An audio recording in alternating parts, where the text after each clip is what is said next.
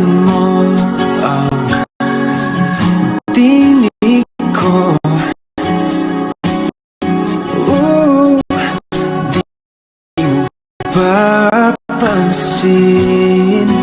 na ikaw at ako,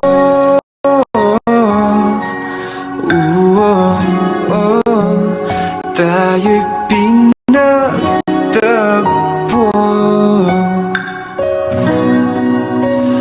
Ikaw at ako,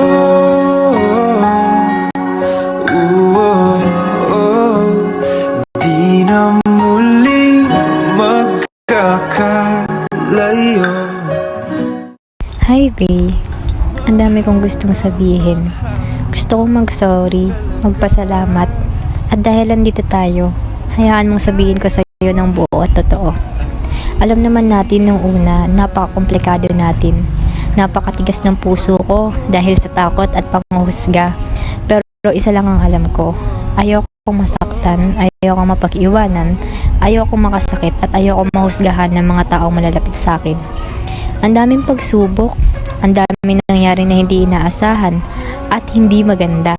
Pero nakita ko lahat ng efforts mo at yung paglaban mo sa kung anong meron sa atin. Pinaramdam mo sa akin na pinili mo ko, na kaya mong mahalin ang lahat tungkol sa akin.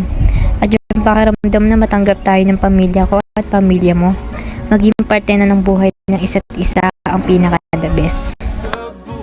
Ngayon, di ko na kailangan sabihin na mahal kita.